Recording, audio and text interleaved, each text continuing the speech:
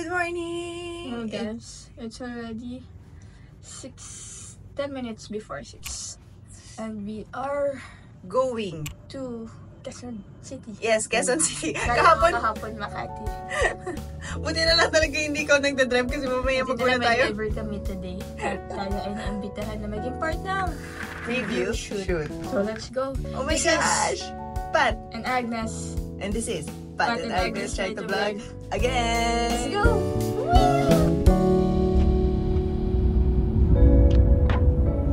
Medyo maaga yung shoot natin today kaya sumingit muna ako ng konting idlip. Sobrang excited kami ni Agnes sa shoot na to, especially nung nakita namin yung concept nito, which is Old Philippine Cinema Reimagined. We're here. Are you ready? Let's go! Exciting siya pero actually kinakabahan kami kasi first time namin pumunta sa isang shoot na hindi kami kailangan tumugtog. Hindi ko talaga alam kung paano ginagawa ng mga artista yun. Okay ka lang naman dyan. Okay naman. Hindi kami mga artistahin. Pero sobrang na-appreciate namin na makatrabaho yung iba't ibang mga artist, mga fashion designer, mga stylist. Sobrang saya nila katrabaho. Kailangan mo lang maging open-minded.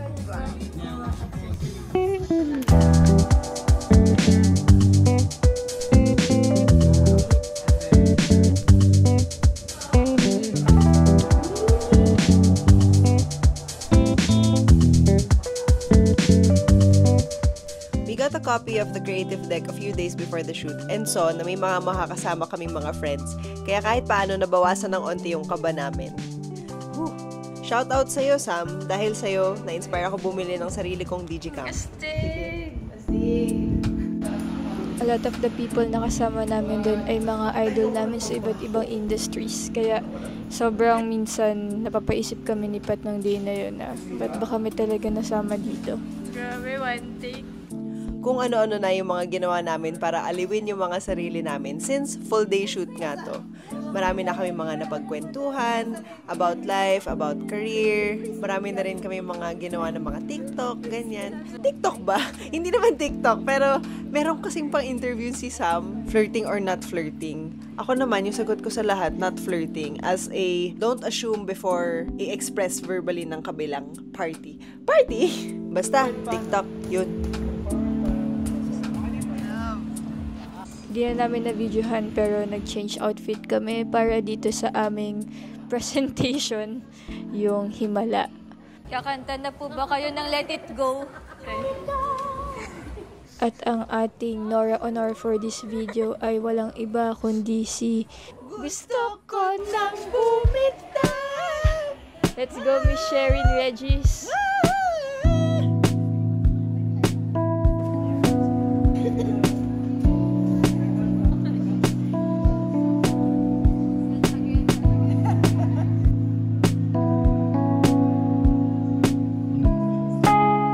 Shoutout ko sa iba pa namin mga groupmates na sina Pat Tinguy, si Direk Pepe Jokno, si Adrian Lindayag, si John Lapus, and syempre, walang iba kundi si Sasa Girl.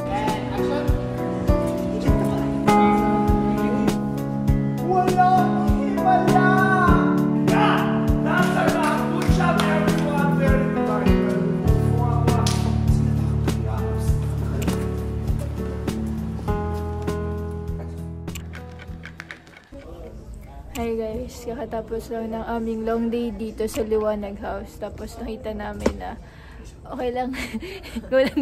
Nakita namin na in-upload na pala yung preview.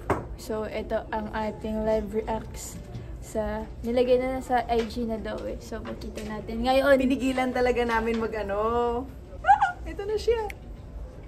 Oh wow, that's big. Oh! Cool! Uy! Cute! Ganda! Ganda! Thank you, preview! Wait, let's see. Meron pa yata eh. Dude! How did they do this? What? What? Oh my God! Ah, blurred! It's blurred! There you go! What a fun shoot! Grabe yun. Nag-enjoy din kaming mag-hunting sa mga billboard para mabidyohan yung perfect shot na yun. And we just wanna thank lahat ng nag-support sa amin para makapabilang sa esteemed cast. Literally, ano pa ginagawa namin doon. Pero, super salamat and super thank you, Liwanag, for I will always say this. Thank you for making us feel comfortable enough to come out like this.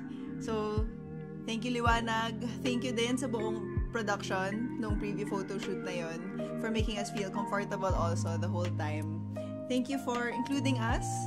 Thank you din sa road manager namin na si JP na wala naman siya talaga dapat work sa araw na yon. Tapos, he just asked if gusto ba namin ang kasama. Sabi lang namin sa kanya, kung free ka. Kung gusto mo din.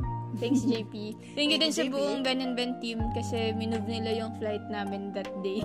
As in, parang everyone in our team help us to make sure na makakapunta kami dun sa shoot. So, as in, madaming effort yung naganap para matuloy siya and sa lahat ng mga taong involved. Maraming salamat. Tapos na yung Pride Month, but hindi naman natatapos sa June yung paglaban for equal rights. So, konyo, paglaban for equal rights. Sa gets yun na yun. So, tuloy lang. It's a whole year celebration and it's a whole year fight. So, tuloy lang ang laban. Happy Pride sa lahat ng mga bading. And any last words, Maxine? Tulog na po siya. Love you, Liwanag. Salamat sa panonood.